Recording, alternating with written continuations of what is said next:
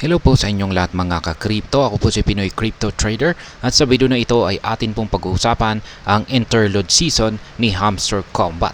Yan, pag-uusapan po natin kung paano mag-farm ng diamonds at makakuha ng rewards habang naghahanda si Hamster Combat para sa kanyang pangalawang Hamster Token airdrop.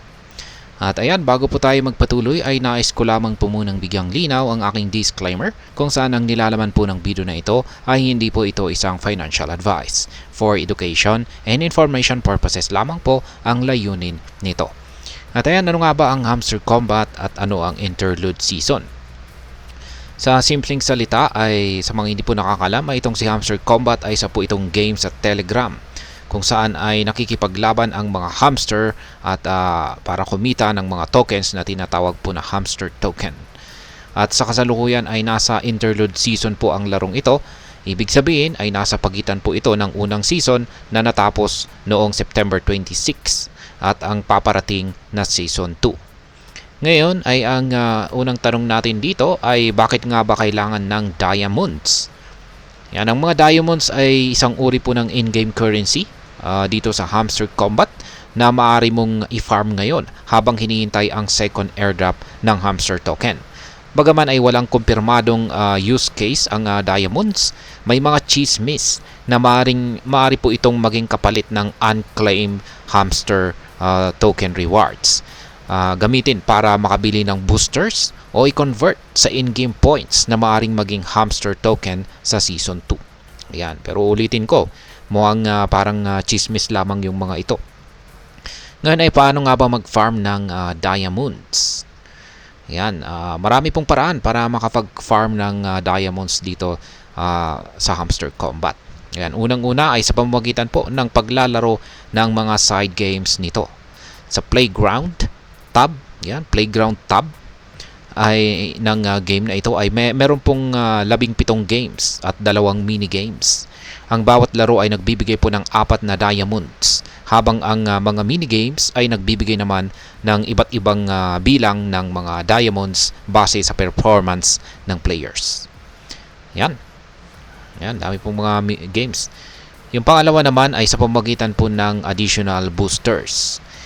Maaari mong gamitin ang iyong diamonds para bumili ng mga cards.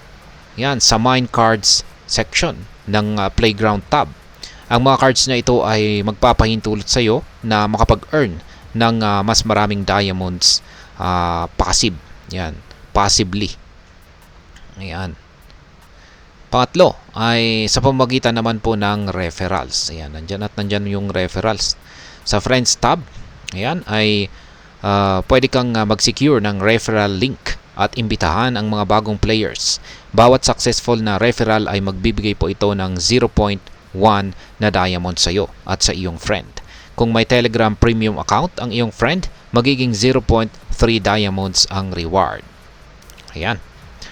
At ang panghuli at pang-apat ay sa pamamagitan po ng social task.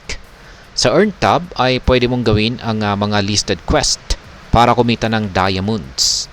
Bawat social task ay may corresponding points na maaring makuha. Ayan, tulad po nito. How much hamster token will cook? How to make your first million? Ayan. Panoorin lamang yung mga videos na yan. At saka yan na rin yung mga task list. Follow us on Facebook. Follow us on Instagram. Join our Telegram channel. Ayan, yan po yung mga task. Ngayon ay ano ang mga numero?